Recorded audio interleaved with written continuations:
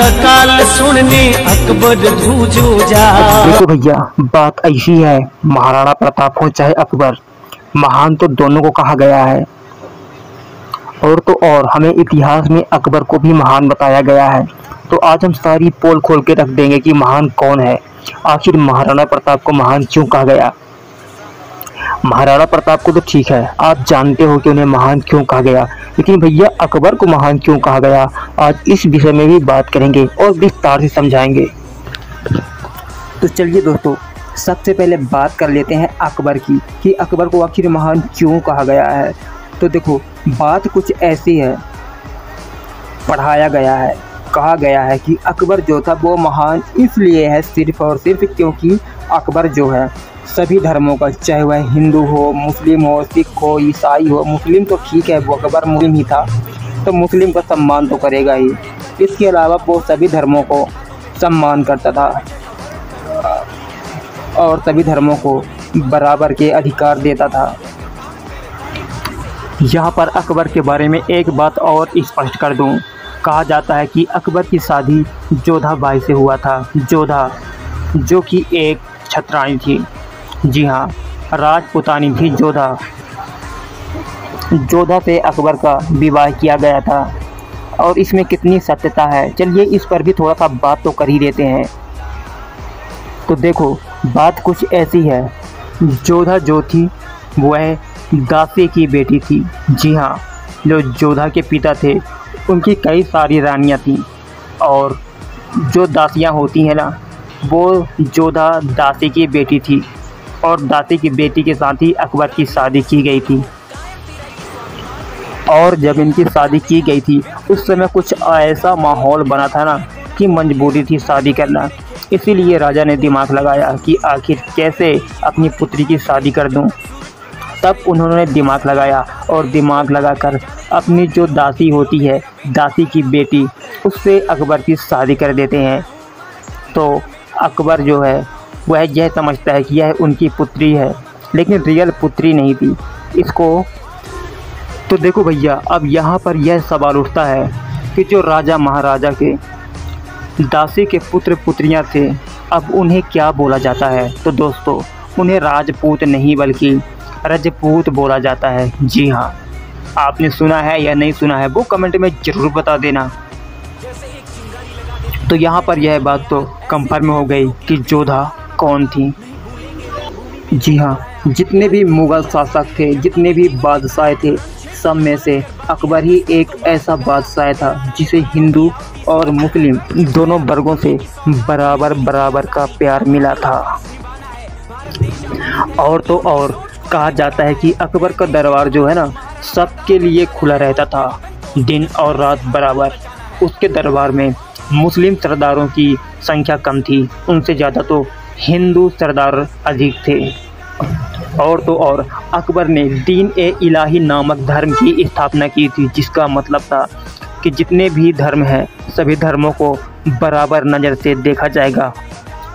कहा जाता है कि अकबर की 300 पत्नियां थीं, जिनमें सभी को शाही अधिकार नहीं दिया गया था। इनमें मात्र 35 ही ऐसी थीं जिनको शाही अधिकार दिया गया था, और इसमें सबसे ज़्यादा ख्याति उनकी थी जिनका नाम था जोधा बाई, जो अजमेर के राजपूत शासक राजा भारमल की बेटी थी।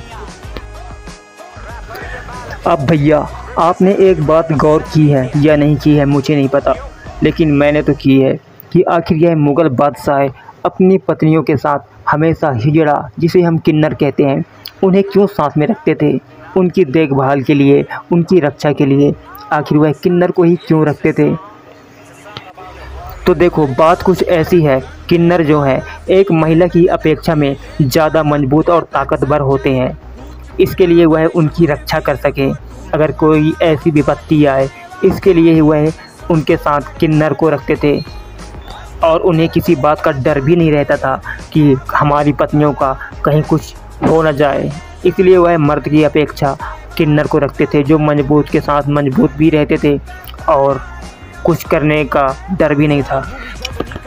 क्योंकि मुग़ल बादशाहों के ज़माने में हरम नाम की कोई चीज़ थी जिसमें एक से ज़्यादा पत्नियों को रखा जाता था, यानी कि कोई लिमिट नहीं रहती थी पत्नियों की। ऐसे में मुग़ल बादशाह जो होते थे, अपनी पत्नियों से मिलने के लिए कई कई महीनों लग जाता था, क्योंकि इतनी सारी पत्नियों से तो एक साथ मिल नहीं सकते थे। यही कारण है कि वो जो उनकी पत्नियां थीं वह बेचैन होने लगती थी और साथ में उनके किन्नर को रखते थे कि अगर यह बेचैन भी हों तो कुछ भला बुरा ना हो सके। यही कारण है कि वह अपने पत्नियों के साथ किन्नर को रखते थे। तो आओ थोड़ी सी बात कर लेते हैं अकबर के खाने के ऊपर कि अकबर को आखिर खाने में क्या पसंद था। तो अकबर को ज़्यादातर बकरी का मांस खाना पसंद था। अकबर को रोज़ बकरी का मांस दिया जाता था। इसके अलावा वह मुर्गा भी खाता था।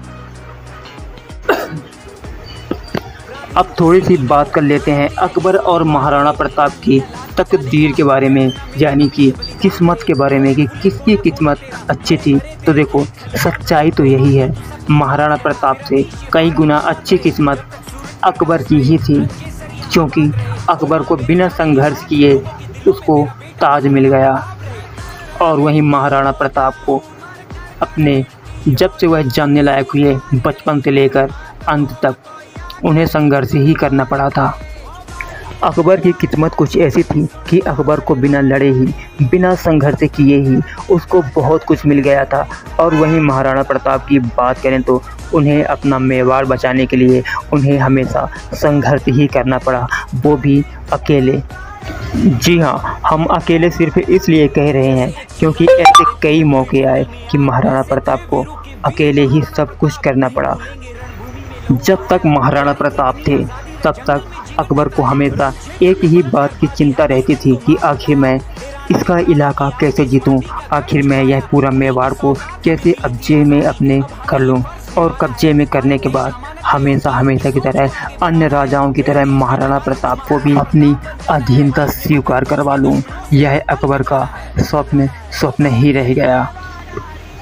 और जब महाराणा प्रताप ब्रह्मलीन हो गए, जब महाराणा प्रताप की मौत हो जाती है, तब अकबर सोचा कि अब सब मेरा ही मेरा है, मेवाड़ को मुझसे कोई नहीं बचा सकता, कोई नहीं छीन सकता।